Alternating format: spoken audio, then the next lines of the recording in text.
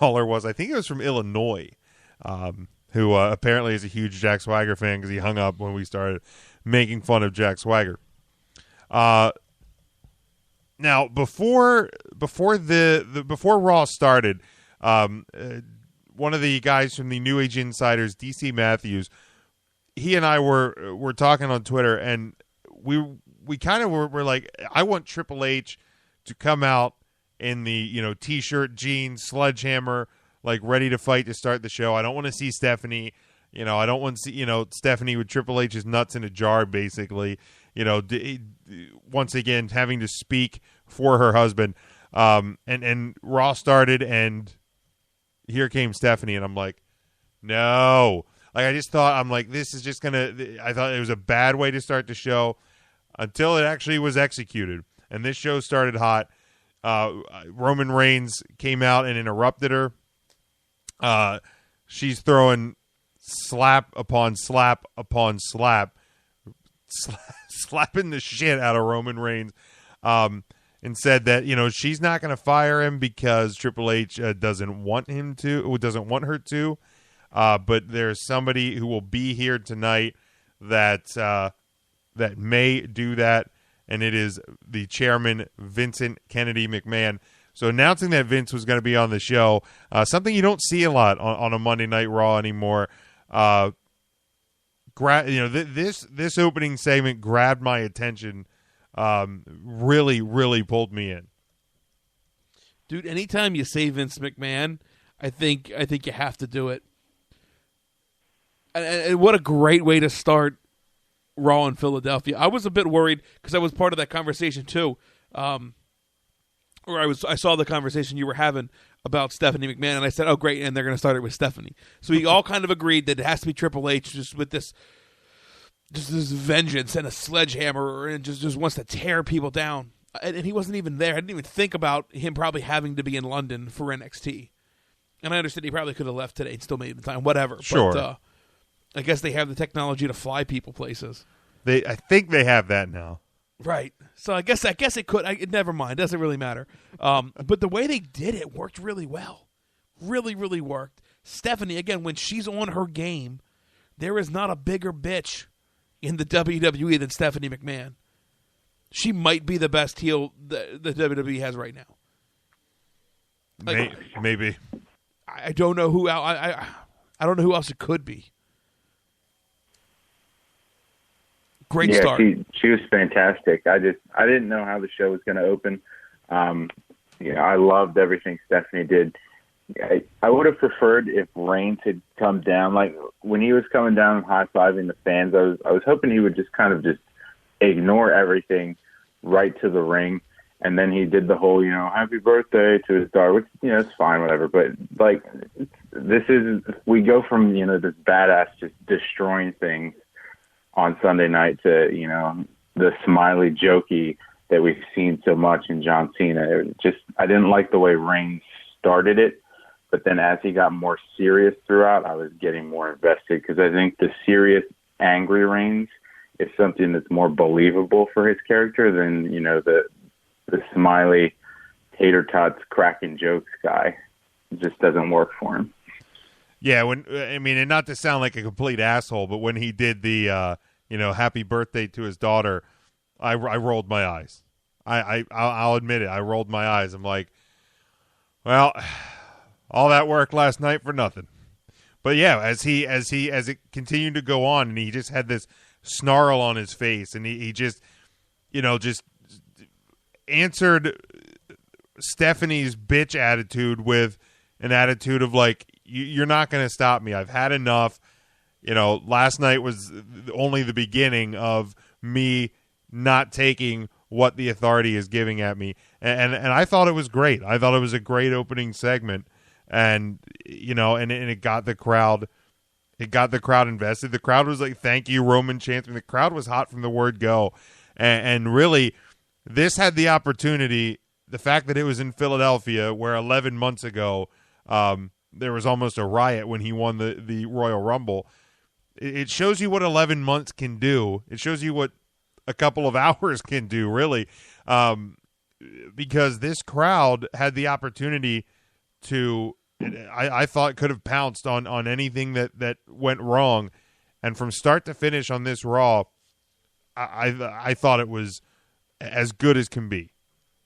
Yeah, this easily was the best Raw of the year. I can't think of a Raw that was better.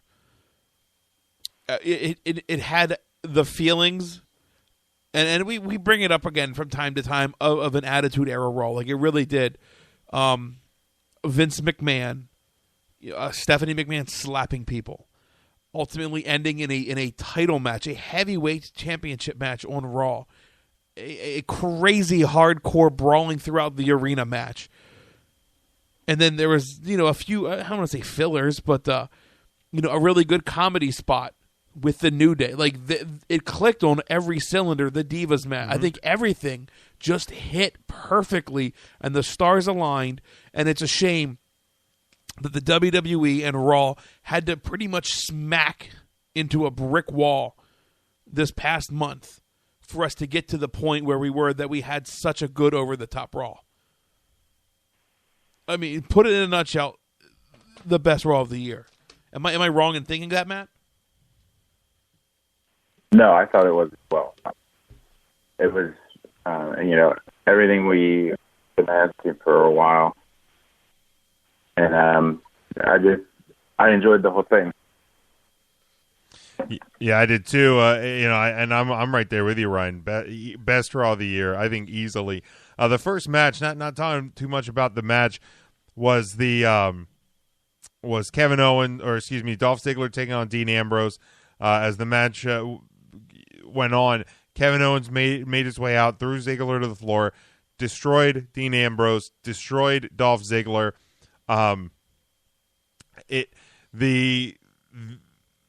I loved what they did with Kevin Owens. I was a little concerned coming out of TLC, like, where do you go with Kevin Owens? Does he stay in an Intercontinental title feud? Does he begin transitioning to something better? But I think, like, you turned him into a badass. He came out and he just, laid the lumber on these guys, and then went back and, if this was the Attitude Era, like, I would have thought that he would have slapped JoJo in the back, like when she was trying to get answers from him. Like, obviously it's not going to happen today, probably shouldn't, but it had this feeling where, like, he just, you don't want to be near him, don't try and talk to him. The guy, all he wants is an Intercontinental title back. I like where it seems like they're taking Kevin Owens. Yeah,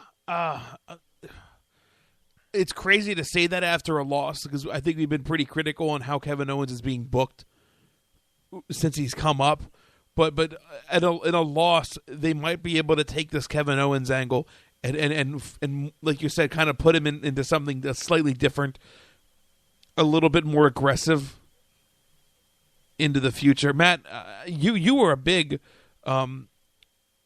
proponent of Kevin Owens and the way the things have been done. What was your take on what they did on Raw? And ultimately, ultimately him losing the match and what they did on Raw. I mean, I thought it was perfect. It was, we saw the monster heel that we've been hoping for out of Owens finally, since the debut where he, got the clean win over Cena.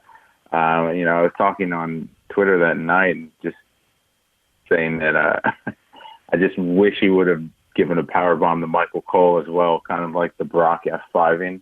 I'm just waiting for that to happen to really kind of elevate him, and I'll also, like, get him over with the crowd that already kind of adores him. So I think it's going in the right direction, which is kind of what we hoped. I'm okay with him losing the belt as long as they're going to, build him to something bigger, and it looks like they are at this point. Yeah, which I think is fantastic for him. Now, where do you see this build leading to? Another Intercontinental Championship run, or moving him up into the upper echelon for the WWE World Heavyweight Championship? Like, here's the deal: if the belts were split, I'd say this is a run to the World Heavyweight Champion. Yeah, I mean, at this point, I wouldn't be shocked if he wins the Rumble. It doesn't seem like it's outside of the realm of possibilities anymore. They have potential to get that storyline going. And then, if it's building towards Brock, I think that's fine too, as long as, Brock's willing to do the job for him at WrestleMania. I just think Owens needs to go on a tear in 2016 to start off the year at the Rumble all the way through WrestleMania and into SummerSlam, because right now WWE needs a real credible heel, and I think he's their best opportunity for that.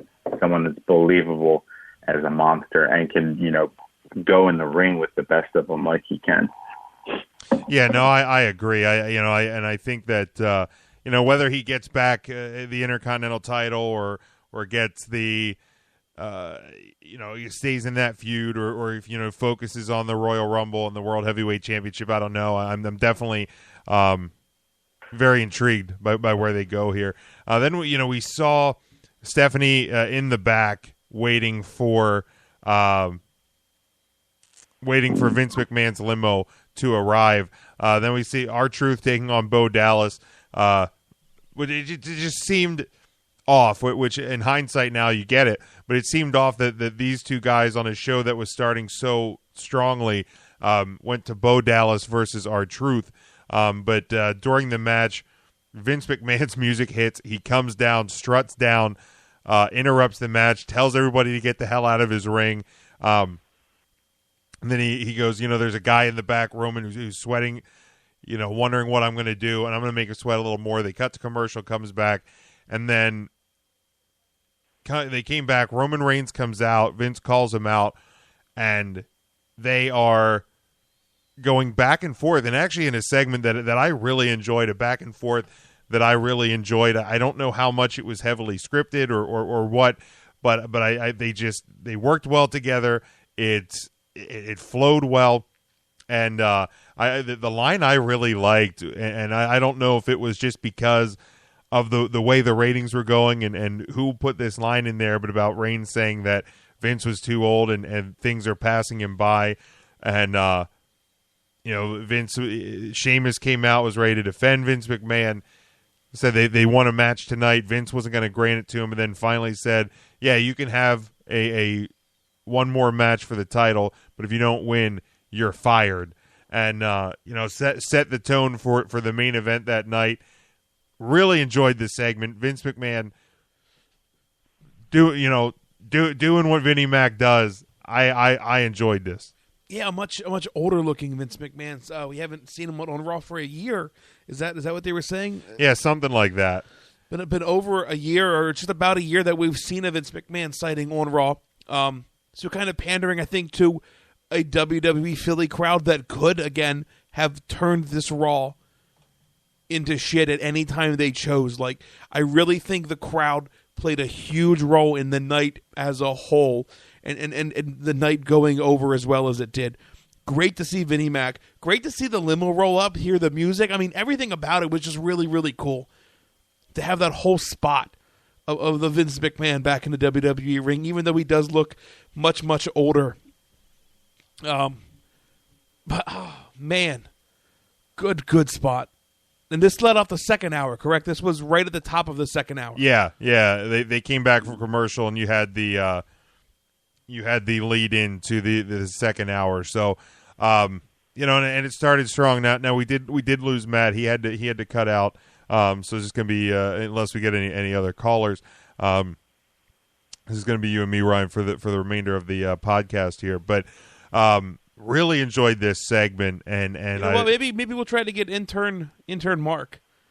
Yeah, on the phone. If we can get intern Mark on the call. If not, obviously we'll I think we can handle it. This will be our debut for intern Mark. I think we got this. Yeah, I think we will. Yeah, let's see if we can get a hold of intern Mark. All right, as we work on that. But moving on, just kind of skipping ahead here. Another Rosebush segment for Adam Rose, which I do enjoy. Do you still enjoying them? The first time I was like, oh, it's kind of funny, and then I was like, oh my god, this is more vanilla than Shoot, I have nothing funny to say. Vanilla ice cream.